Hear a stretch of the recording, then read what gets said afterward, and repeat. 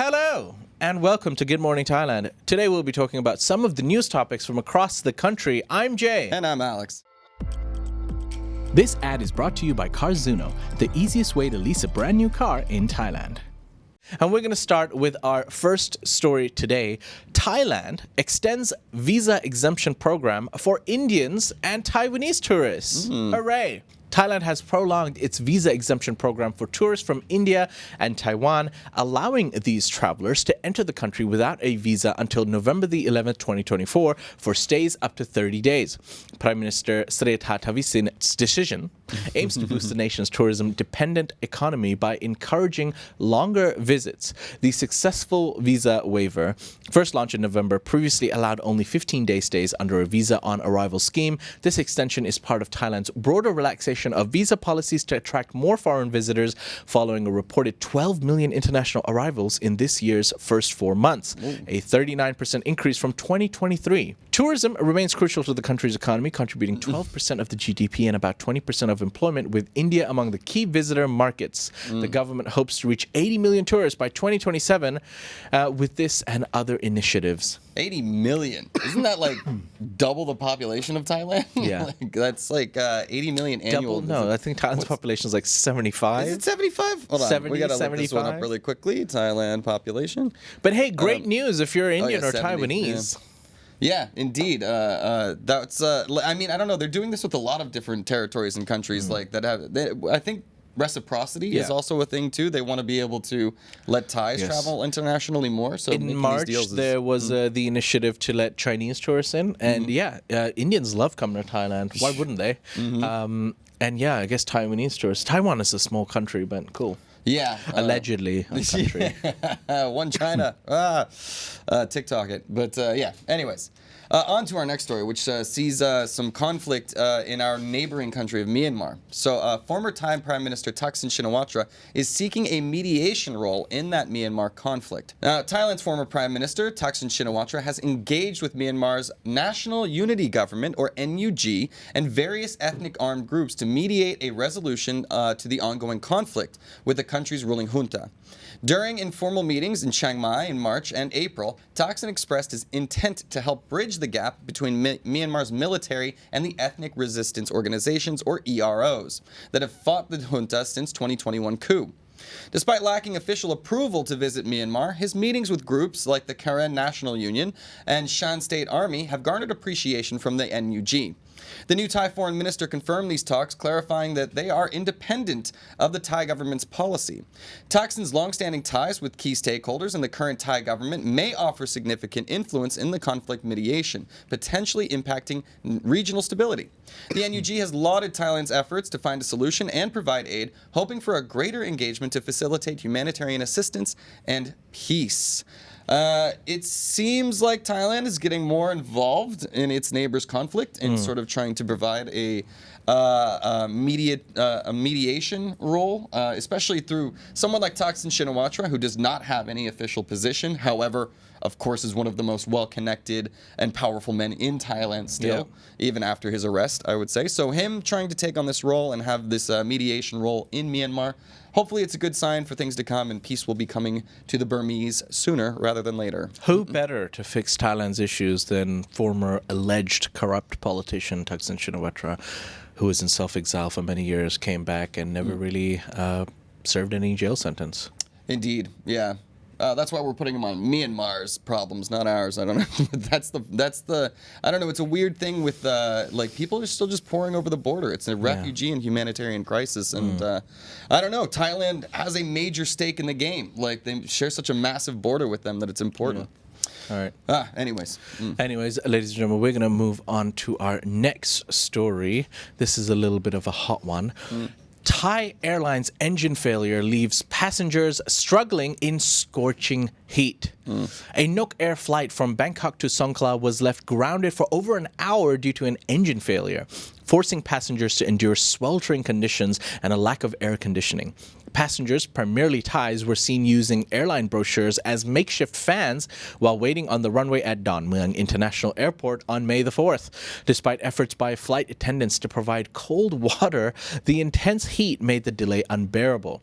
After an hour, the plane was towed back and passengers reboarded following a repair attempt, only to face another engine failure. Finally, the airline swapped aircrafts, offering minimal compensation of a donut and water.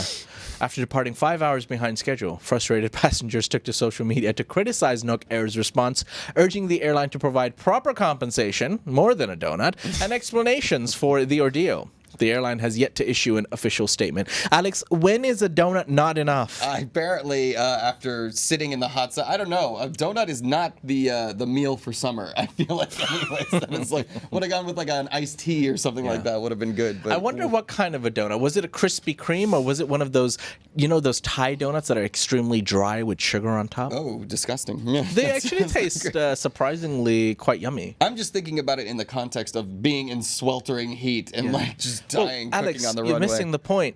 Focus on the donut. This is, I know Nok Air did. Indeed, they did. This is definitely not the first time that Nok Air has been in hot water for this too. And I don't know. I guess it's just a good thing they didn't take off with the plane that still needed repairs. Hey, but, look, in all fairness, Yeah. things like this happen. Sure. Yeah. Yeah. And there are a lot of safety protocols where they can't let passengers just deboard the plane in the middle of a runway, and they have to follow the procedure. So they tried to make the best of the situation. So, some sympathy does go out to the airline, but yeah, in terms of the compensation, guys, I don't think a donut will do it. Well, I don't know. Cold water. They boarded them, then deboarded them, then reboarded them again without actually making sure the repairs were good, and then they had to deboard once more. Anyways, that's what Technical. There's problems with like a Boeing, right? Like, is it a problem of the airplane manufacturer? But then there's also airlines and how they handle these situations. Anyways, justice. Donuts not enough. All right. Anyways, we got a more serious story coming up for you guys next. So, an American fugitive who was wanted for sex crimes was finally arrested after being on the lam in Bangkok. So, Thai police have apprehended Selva Delano Mudelar, a 37-year-old American fugitive wanted for multiple sex crimes in the U.S. at a Bangkok condominium after a swift investigation. The FBI had requested assistance from Thailand's Central Investigation Bureau, or CIB, in capturing Mudelar, who fled to Thailand following charges of sexual violence, kidnapping, and sex trafficking. Now, Mudelar, who had been living in Bangkok for over 3 months on a tourist visa, frequently changed accommodations every few days to avoid detection. He was arrested on May 6 and will be extradited to the U.S. to face charges that carry a potential life sentence. Despite often bringing women back to his accommodations, no criminal complaints have been reported against him in Thailand. The CIB has lauded its successful operation, which led to Mudelar's arrest within just 10 days. It goes to show you, like, just running away, skipping country, your crimes can follow you these days, especially, internet trails and paper trails. So, used to be the get out of jail free card, just cross the border to Mexico, get away. But not anymore. Apprehended, being extradited, and facing up to a life sentence in America for his horrific crimes. Yeah. I'm glad justice is being done. All right. Well, staying on the topic of crime, a man has been arrested in Amnat Charoen after a violent knife rampage against neighbours and pets. A gruesome scene unfolded in Amnat Charoen as a 27-year-old man, Witaya, launched a violent knife attack on neighbors and pets, leaving 2 dogs dead and 2 siblings severely injured. Police apprehended Witaya in a frenzied state at his home on May the 7th after receiving a distressed call about his rampage. He was found wielding the weapon used in the assault. Neighbors discovered bloodstains and discarded shoes at the scene, while the 2 brothers, Kunchon and his younger sibling, were rushed to Amnat Charoen Hospital. Witaya's stepfather described how the suspect had sharpened his knife after drinking heavily, killing 2 dogs before turning his aggression on his neighbors. The 61-year-old assistant village headman, Montian, witnessed the aftermath, noting the victims collapsed 200 meters away from the attack site. Witaya, with a history of animosity towards the victims and previous altercations, had a drug-related background and was recently released from prison. He had also broken into a local shop to steal alcohol the previous night. Witaya faces attempted murder charges and possibly drug-related charges pending test results.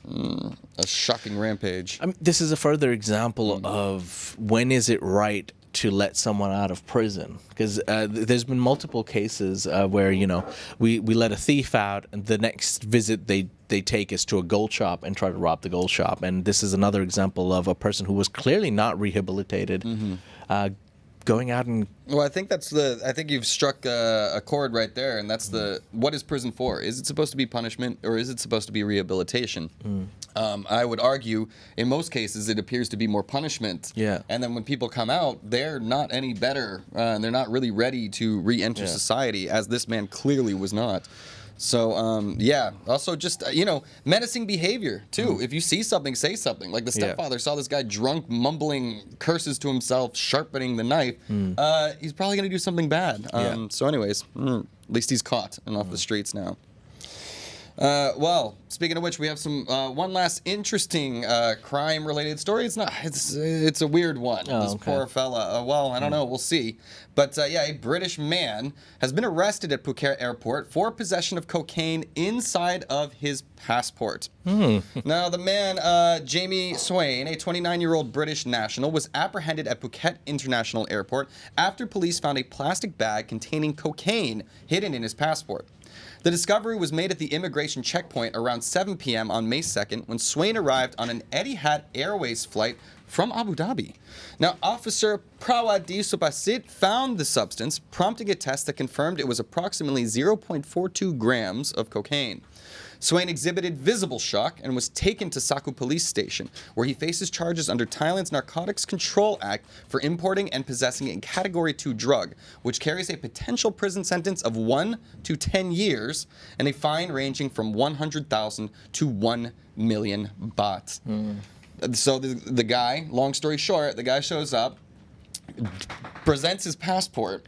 To the customs official. They open it up, and just a bag of cocaine just drops right out, like right in front of the desk. Whoops. Like, kind of comical from an objective. That's where it was. Yeah, but unfortunately, the punishments that he's facing, right? Like, usually, like, it's a half gram, right? So it's a pretty small amount of the substance. That now he's facing a pretty serious punishment, though, too. So, don't smuggle drugs across borders, guys, especially when you're presenting your passport. I mean, that's a clear Theo Von interrogation moment. So, what is this, sir? Oh, sorry. I've been to Thailand, and my favorite type of weed is cocaine. I guess so. I don't know. I just it's a dumb mistake that could really seriously affect and alter this guy's life. Don't do also, drugs. So, note to self tourists: when you come to Thailand, don't do drugs.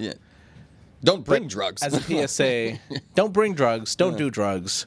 But if you're going to do it, just make sure you're not heading back to your country with it. Yeah. Anyways, we'll see how this guy fares with the Thai legal system.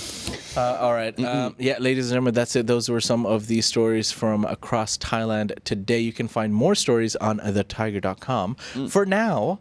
we're going to do something new, are we? Yeah, let's hit it. Yeah, we're going to be doing a couple of ASEAN stories. So these are your fellow countries from around Asia. Cambodia to reduce shipping through Vietnam by 70% with new China-funded Mekong Canal. Now, Cambodia plans to drastically reduce shipping through Vietnamese ports by 70% with the construction of a 1.7 billion China-funded canal, the Funan Techno Canal, linking the Mekong River basin to the Cambodian coast. Despite environmental concerns raised by Vietnamese authorities and conservationists regarding the canal's potential impact on the Mekong Delta, Cambodian Deputy Prime Minister Sun Chantol dismissed these claims as exaggerated. He emphasized the project's minimal environmental footprint, asserting it will only divert a small amount of water from the Mekong River while enhancing shipping efficiency and irrigation in Cambodia. The canal, set for completion by 2028, will be managed under a multi-decade concession by China's state-owned China Road and Bridge Corporation. Critics worry the canal would harm rice production in Vietnam's Mekong Delta and impact local communities. Bad news for Vietnam. Bad news for Vietnam, really big news for China. This is like basically a soft power purchase of like a lot of influence in Cambodia. And this is something like ASEAN countries have typically, coalesced around each other in terms of policy. But it basically all depends on how China decides to wield its influence within these countries. cutting Vietnamese shipping by 70% in the country. It's going to have a huge impact on both of them. Huge. Anyways, and not only that, it's a massive infrastructure project. So that's actually creating tons of jobs. But the question will be, are they going to be Cambodian jobs? Or are the Chinese just going to be shipping in their citizens and thus reaping the economic benefits as well? Yeah. So these stories are very big and very complicated. And yeah, I don't know. It has a massive impact on all parties involved. Well, anyways, we'll get on to our next one, guys. Heading over to Malaysia. Now, Malaysia has been criticized for allowing Israeli arms suppliers at a recent defense expo. So yes, Malaysia's government-backed Defense Service Asia, or DSA Expo in Kuala Lumpur, drew criticism for featuring global arms manufacturers Lockheed Martin and BAE Systems, both of which supply weapons to Israel. Pro-Palestinian groups protested outside the event, calling for the removal of these companies for their role in supplying arms used against Palestinians in Gaza. The presence of these companies sparked controversy over Prime Minister Anwar Ibrahim's strong opposition to Israel, as his administration faced accusations of inconsistency in allowing their participation, despite vocal condemnation of Israel's actions. In response, Malaysia's Defense Minister Khalid Nordin stated that Malaysia is a free trading nation and would not interfere in business dealings between countries and companies. However, former Prime Minister Mahathir Mohamad criticized the expo for hosting the arms manufacturers, calling their involvement an affront to Malaysia's anti-war stance.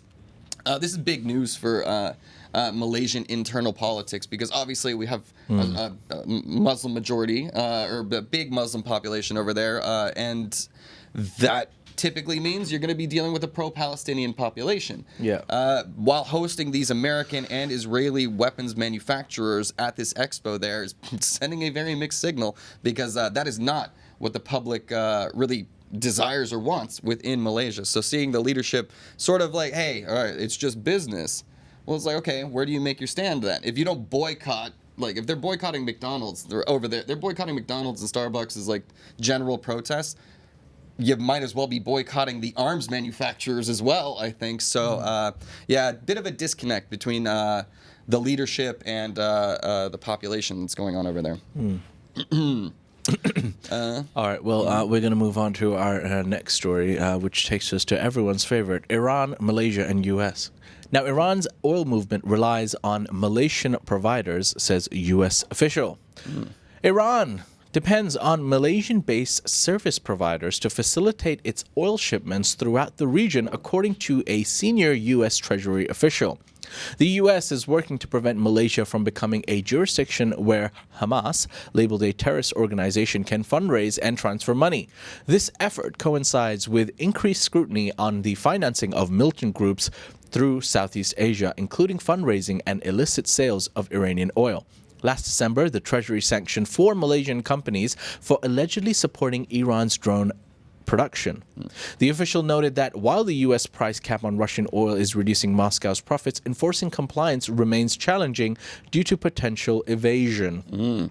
This is one of those tricky things where, look, America puts sanctions on countries, like so that they're trying. That's an economic policy, a way of, you know, harming the power of another country without going into direct conflict. However, that's so much easier to do from a position of power. Yeah. Like poorer countries and other countries like that, they need that oil at whatever price that they can get it at in order to provide the energy for their people. So it's not just Malaysia, it's also Singapore, actually, is supposed to be in that story as well. So Singapore obviously has a lot more money and they can afford things a little bit more. But using illegally obtained oil is a big no-no, especially where the money trail can lead to organizations like Hamas and other insurgent organizations around the world. So, yeah, a complicated situation, but I'll pass no judgment. All right. Well, ladies and gentlemen, now those are the full stories from across Thailand and ASEAN. This ad is brought to you by Carzuno, the easiest way to lease a brand new car in Thailand.